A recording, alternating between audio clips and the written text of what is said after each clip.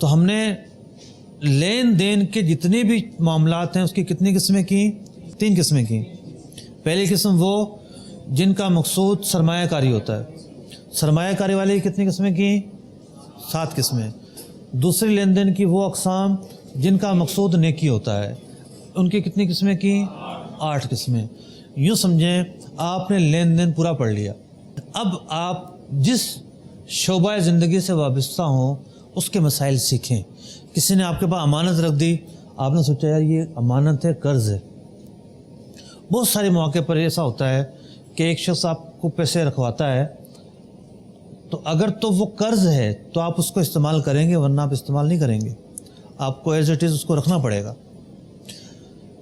آپ جو ہے آپ نے کوئی چیز عاریت پہ لے لی، اب آپ کو پتہ ہونا چاہیے عاریت کے کیا احکام ہیں، قرض کے کیا احکام ہیں۔ تو یہ وہ 8 چیزیں ہیں جو لین دین سے متعلق ہیں، لیکن یہاں ان لین دین کے اندر سرمایہ کاری کی نیت مقصود نہیں ہوتی۔ تیسری قسم کون سی تھی؟ یہ 3 طرح کے ہیں۔ نمبر 1 کفالت، نمبر 1 کفالت، نمبر 2 حوالہ۔ یعنی ایک پارٹی دوسرے پر بھروسہ نہیں کرتی، تیسرا آ کر اس کی گارنٹی لیتا ہے یہ پیسے نہیں دے گا تو میں دوں گا۔ تو حوالہ اور کفالت ایک ہی چیز ہے، صرف ایک نقطے کا فرق ہے۔ ایک صورت کے اندر پارٹی اصل مالک سے بھی وصول کر سکتی ہے اور جس نے حوالہ لیا اس سے بھی وصول کر سکتی ہے، دوسرے کے اندر وہ صرف جس نے حوالہ لیا اس سے وصول کرے گی۔ یہ دونوں کا فرق ہے۔ تو حوالہ اور کفالہ دونوں کا مقصود ایک ہی ہے۔ اچھا، اس کے بھی پھر مسائل ہیں شریعت کے اندر کہ حوالہ لے لیا تو اب کیا کرنا ہے، کیا نہیں کرنا، رقم کی ادائیگی سے کس طرح بری ذمہ ہونا ہے۔ تو بہار شریعت کے اندر بڑی تفصیل کے ساتھ اس کے مسائل بیان کیے ہوئے ہیں۔ یہ کوئی نیا طریقہ نہیں ہے۔ جو پوری بینکنگ ہے نا، بینکنگ، جدید بینکنگ، وہ اس حوالے پر چل رہی ہے۔ کیسے؟ یعنی یہ جو حوالے کی تھیوری ہے یہ دین اسلام نے سینکڑوں سال پہلے دی تھی کہ یہ بھی عمل کیا جا سکتا ہے۔ آج پوری بینکنگ اس پہ چلتی ہے۔ کیسے؟ آپ چیک لے کر گئے اے بینک کا، بی بینک کے پاس گئے آپ، اس نے چیک بھیجا، جو اسٹیٹ بینک کا ادارہ ہے جو چیک کلیئر کرتا ہے، اس نے جو نا دیکھا اور اس نے چیک کلیئر کر دیا۔ اب کیا ہوتا کیا بیک گراؤنڈ میں، وہ ادارہ ایک دوسرے پر حوالہ کر دیتا ہے۔ اے نے بہت سارے چیک بی کے پاس بھیجے ہوں گے، بی نے بہت سارے چیک اے کے پاس بھیجے ہوں گے، ٹھیک ہے، یوں حوالہ ہو کے ریپلیس ہو جاتے ہیں۔ جو بیلنس بچتا ہے شام کو ان کے اکاؤنٹ میں لگ دیا جاتا ہے۔ تو جدید جو لین دین کے طریقے ہیں بلینز میں اور اس سے اوپر، اس کے اندر اس موڈ کو آج بھی استعمال کیا جاتا ہے۔ سب سے زیادہ انویسٹمنٹ کا طریقہ کون سا ہے؟ خرید و فروخت۔ اگر آپ پارٹنرشپ کریں گے تو وہ ایک ایگریمنٹ ہے، لیکن پورے پارٹنرشپ کے اندر روزانہ سینکڑے خرید و فروخت ہوں گی۔ تو سب سے جو زیادہ رائج طریقہ ہے وہ کون سا ہے؟ خرید و فروخت کا۔ تو خرید و فروخت کی کچھ قسمیں ہیں۔ خرید و فروخت کی ایک اعتبار سے 4 قسمیں ہیں۔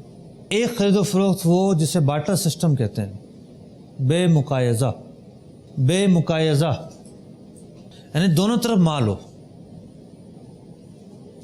کرنسی نہ ہو۔ آپ نے کہا میرا کپڑا ہے تم اس کے بدلے ایسا کرو، مجھے یان دے دو۔ یہ کیا ہے؟ مال کے بدلے مال، کرنسی یا نہیں ہے۔ دوسرا بے صرف، آپ حرمین شریفین گئے ہوں گے، وہاں منی ایکسچینج کے اوپر کیا لکھا ہوتا ہے؟ صراف۔ تو جس کے اندر 2 طرفہ کرنسی کا لین دین ہو، سونا چاندی بھی کرنسی میں آ جاتی ہے، اسے کہتے ہیں بے صرف۔ عام ادھار کے سودوں میں کیا ہوتا ہے؟ مال ادھار ہوتا ہے یا پیسے ادھار ہوتے ہیں؟ پیسے ادھار ہوتے ہیں۔ عام خرید و فروخت کے سودے میں کیا ہوتا ہے؟ پیسے ادھار ہوتے ہیں۔ جہاں مال ادھار ہو اسے بے سلم کہتے ہیں۔ میں نے عرض کیا تھا نا بعض اوقات مال ادھار ہوتا ہے. جیسے آپ نے پیسے دے دیے, یہ بھائی پیسے اور مجھے 1 مہینے بعد مال دے دینا. تو اب یہاں کیا ہے؟ مال ادھار ہے. تو جہاں مال ادھار ہوگا وہاں کیا ہوگا؟ اس کو بے سلم کہیں گے. بے سلم کی بہت شرائط ہیں. پھر سب سے بڑی شرط یہ ہے کہ 1 مہینے سے کم کی ادھار نہ ہو. اور جب نہ دو طرفہ مال ہو, نہ دو طرفہ کرنسی ہو, بلکہ عام خرید و فروخت ہو, وہ چوتھی قسم ہے. وہ کیا ہے؟ مطلق, یعنی سب قیدوں سے آزاد.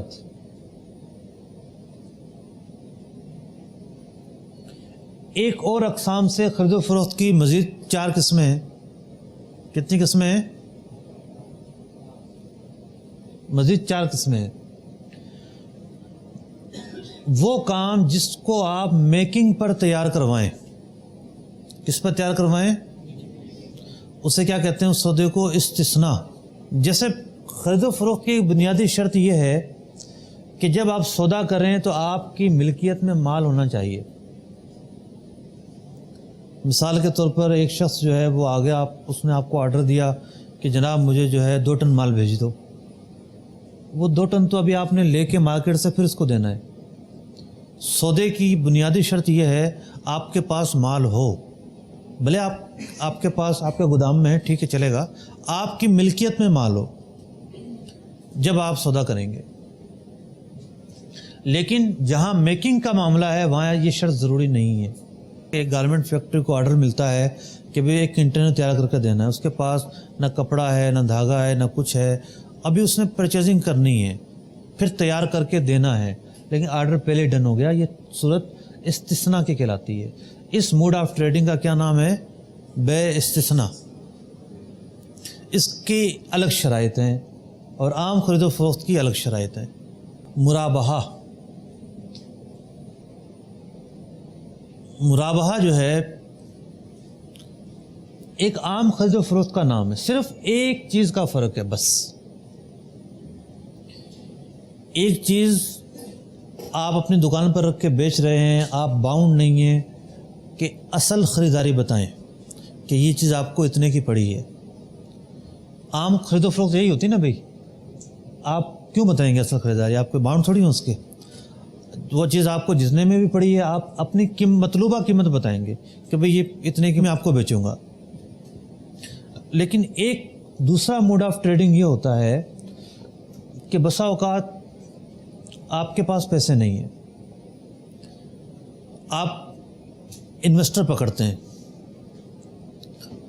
اس کو کہتے ہیں کہ یار دیکھو میں ایک مال منگوا رہا ہوں اور یہ مال مجھے اتنے کا پڑ رہا ہے, تو میرے پاس تو پیسے نہیں ہیں, تو تم اگر مجھ سے خریدو یہ مال تو میں تمہیں اتنے کا بیچوں گا. ابھی ڈیل نہیں ہوئی ہے, ڈیل بعد میں ہوگی, یعنی پہلے یہ مال منگوائے گا پھر دوسرے کو بیچے گا. تو بعض اوقات کیا ہوتا ہے کہ آپ کو اصل قیمت بتانا پڑتی ہے, اصل قیمت بتانا پڑتی ہے. تو وہ سودا جس میں اصل قیمت بتانا پڑے اسے بے مرابحہ کہتے ہیں. اور یہ سود سے بچنے کا بھی ایک طریقہ ہے. ایک پارٹی ہے, اس کو 1 لاکھ روپے کی ضرورت ہے, اگر کوئی آدمی اس کو 1 لاکھ دے کر 1,10,000 روپے وصول کرے, سودی معاملہ ہے. اگر اس پارٹی نے کپڑا خریدنا ہے تو کوئی دوسری پارٹی جو انویسٹر ہے وہ خود کپڑا خریدے یا اس پارٹی کو ساتھ لے جائے, خود خریدے, قیمت بتائے اتنے کا مجھے پڑا ہے, یہ میں آپ کو اتنے کا بیچ رہا ہوں. تو قیمت بتا کر جس میں بیچنا پڑے اسے بے مرابحہ کہتے ہیں. اس کا دوسرا نام ہے بے امانت. یعنی اب اگر کسی نے اصل قیمت میں کمی بیشی کی تو وہ خائن ہوگا, اور جو رقم ہے وہ اس کے لیے حرام ہوگی. یہ فرق ہے. ایک جو عام سودا ہے نا, عام سودا, اس میں ایک شخص بولتا ہے مجھے تو اتنے کا پڑا ہے, یہ جھوٹ کا مرتکب ہے, لیکن مال حرام نہیں ہوگا. لیکن جہاں مرابحہ ہے یہاں جو اضافی جھوٹ بول کر پیسے لے گا وہ مال اس کے حق میں مال حرام قرار پائے گا. ایک صورت ہے بے تولیہ. जितने का पड़ा है उतने का बेच देना, इसको तौलिया कहते हैं। एक सूरत है जिससे ख़रीदा है उसको उतने में वापस दे देना, जिससे ख़रीदा है उसको उतने में वापस दे देना, इसे इकाला कहते हैं। मिसाल के तौर पर एक बिल्डर है, उसने जो है वो पार्टी को फ्लैट बेच दिया, एक हफ्ते बाद कहता है मुझे वापस दे दो। या पार्टी आ गई, बिल्डर खुद मांगेगा तो पार्टी नहीं देगी उतने में, पार्टी आ गई कि यार मसला है मेरे साथ, वरना तो बिल्डर भी 5% लगा देते हैं। उसने कहा चलो ठीक है, जितने का तुमने लिया ना इतने वापस दे दो मुझे। तो जितने की चीज़ खरीदी उतने की उसी को वापस कर देना, ये इकाला कहलाता है।